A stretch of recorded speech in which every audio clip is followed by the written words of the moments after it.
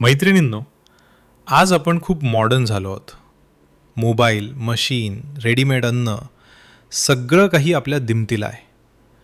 पण तरीही अनेक बायका म्हणतात, खूप थकवा येतो, मन शांत नाही, घरातही सगळं अस्ताव्यस्त वाटतं. यंत्रांमुळे आयुष्य सोपं व्हायला हवं होतं आणि आपण जास्त आनंदी असायला हवं होतं. पण खरं काय झालं?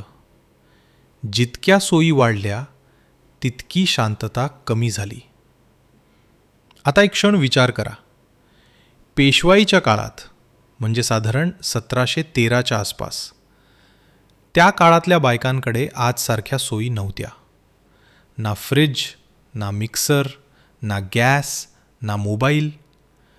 पण तरी त्यांचं आयुष्य जास्त संतुलित आणि मजबूत होतं. आज आपण त्या काळातून 5 अशा गोष्टी पाहणार आहोत ज्या आजच्या आयुष्यालाही उपयोगी पडू शकतात. एक सकाळची सुरुवात. आज आपण उठतो तेव्हा पहिली गोष्ट काय करतो? मोबाईल हातात घेतो. व्हॉट्सॲप, इंस्टाग्राम, न्यूज आणि कळत नकळत दिवसाची सुरुवात होते घाई आणि ताणाने. पण पेशवाईच्या काळात बायका पहाटे उठायच्या. गावात अजून सूर्य उगवायचा बाकी असायचा. सर्वात आधी अंगण झाडायचं, सडा संमार्जन करायचं. हे फक्त स्वच्छतेसाठी नव्हतं, शरीरासाठी एक प्रकारचा व्यायाम होता. नंतर स्नान करून देवाजवळ दिवा लावायचा. घरात शांत वातावरण तयार करायचं. म्हणून त्या काळात एक सुंदर म्हण होती, सकाळ शांत असेल तर दिवसही शांत जातो. आणि लवकर झोपे, लवकर उठे, त्याला परमेश्वर भेटे. याचा खरा अर्थ काय? तर आपल्या आतल्या शांततेशी, आपल्या आत्म्याशी भेट होते. 2. आजकाल आपण पटकन बाहेरचं किंवा पॅकेटमधलं खाणं घेतो. फ्रीजमध्ये 2 दिवसाचं, कधी 3 दिवसाचं अन्न ठेवतो.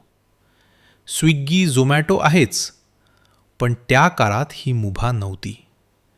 म्हणून घरात रोज ताजं अन्न बनायचं. भाकरी, वरण, भात, ताक, तूप. हे अन्न साधं असलं तरी शरीराला जबरदस्त ताकद देणारं होतं. आणि अजून एक सवय होती, एकदा व्यवस्थित जेवलं की मध्ये मध्ये अरबट चरबट खाणं नाही. म्हणून शरीर हलकं आणि मजबूत राहायचं. आज आपल्या स्वयंपाकघरात सगळ्या सोयी आहेत, पण आरोग्याचं संतुलन हरवत चाललंय. म्हणून एक छोटा उपाय, कमीत कमी अन्न बनवा. जे संपेल तेवढंच बनवा आणि शक्यतो रोज ताजं जेवण घ्या. कारण एक जुनी म्हण आहे, जसं अन्न तसं मन. 3. पेशवाईच्या काळात वस्तू सहज मिळत नव्हत्या. म्हणून घरातल्या बायका खूप विचार करून खर्च करायच्या. धान्य साठवून ठेवणं, अन्न वाया जाऊ न देणं, जुन्या वस्तू पुन्हा वापरणं, ही त्यांची सवय होती. आज आपण कधीकधी न कळत खूप गोष्टी अनावश्यक विकत घेतो, वाया घालवतो. पण त्या काळात काटकसर म्हणजेच शहाणपण मानलं जायचं. एक साधा नियम होता, गरजा कमी केल्या तर आयुष्य खूप सोपं होतं. 4. जिमकी काम. आज आपल्याला फिट राहण्यासाठी gym, yoga class, exercise routine लागतो. पण त्या काळात जिम नव्हतं. पण बायकांचं शरीर सतत कामात असायचं. पाणी आणणं, धान्य साफ करणं, स्वयंपाक, अंगण साफ करणं, अगदी पीठ दळणं सुद्धा सहज करायच्या. आज आपल्याकडे सगळ्या मशीन आहेत, पण कधीकधी प्रश्न पडतो, या सोयींमुळे शरीर आखरून तर जात नाही ना? म्हणून शक्य असेल तिथे काही कामं स्वतः करून बघा. 5. एकत्र एक छोटी गोष्ट ऐका. एका गावात एक जुना वाडा होता. लोक म्हणायचे, रात्री तिथे भूत असतं. एकदा अनघा नावाची मुलगी एकटी तिथे जायला निघाली.